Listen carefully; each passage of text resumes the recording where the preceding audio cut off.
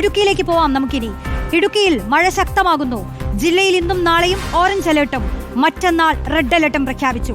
ഇടവിട്ട് ശക്തമായി ലഭിക്കുന്നുണ്ടെങ്കിലും നാശനഷ്ടങ്ങളൊന്നും നിലവിൽ റിപ്പോർട്ട് ചെയ്തിട്ടില്ല. മഴ മുന്നറിയിപ്പിന്റെ പശ്ചാത്തലത്തിൽ ജില്ലയിൽ നിയന്ത്രണങ്ങളും ഏർപ്പെടുത്തി. ഖനന പ്രവർത്തനങ്ങൾ നിരോധിച്ചതിനൊപ്പം ജലാശയങ്ങളിലെ ബോട്ടിംഗ്, കയാക്കിംഗ്, റാഫ്റ്റിംഗ്, കുട്ടവഞ്ചി സവാരി ഉൾപ്പെടെയുള്ള ജലവിനോദ സഞ്ചാരങ്ങളും നിരോധിച്ചു.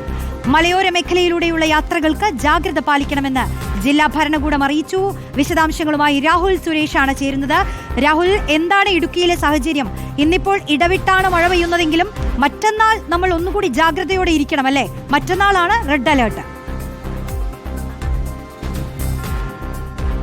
തീർച്ചയായിട്ടും റോഷനെ, ഇടവിട്ടുള്ള മഴ ഇടുക്കി ജില്ലയിൽ തുടരുകയാണ് എന്നതാണ് ഏറ്റവും പ്രധാനപ്പെട്ട കാര്യം. ഈ നിമിഷവും ഏറ്റവും ഒടുവിൽ പുറത്തു വരുന്ന പ്രധാനപ്പെട്ട വാർത്ത കല്ലാറുട്ടി ഡാമിന്റെ ഷട്ടറുകൾ തുറക്കും എന്ന നിർദ്ദേശമാണ് ജില്ലാ ഭരണകൂടത്തിന്റെ ഭാഗത്തു നിന്നും ഉണ്ടാകുന്നത്.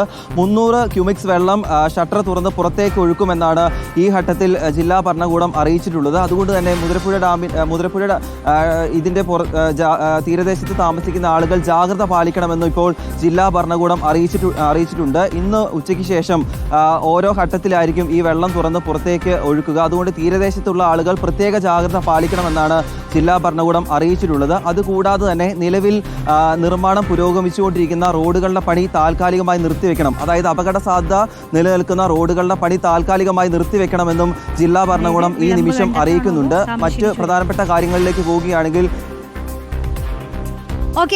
സൂചിപ്പിച്ച പോലെ തന്നെ ഇടവിട്ടുള്ള മഴയാണ് തുടരുന്നത്. പറഞ്ഞോളൂ. റോഷി സൂചിപ്പിച്ച പോലെ തന്നെ ഇന്നും നാളെയും ജില്ലയിൽ ഓറഞ്ച് അലേർട്ടാണ്, മറ്റന്നാളാണ് റെഡ് അലേർട്ട് ഉള്ളത്. എന്നാണെങ്കിലും ആളുകളെല്ലാം തന്നെ കൃത്യമായി ജാഗ്രത പാലിക്കണം. മലയോര മേഖലയിലൂടെയുള്ള യാത്രകൾ പരമാവധി ശ്രദ്ധിക്കണം. രാത്രി യാത്ര പരമാവധി ഒഴിവാക്കണമെന്നും ജില്ലാ ഭരണകൂടം അറിയിക്കുന്നുണ്ട്. റോഷി.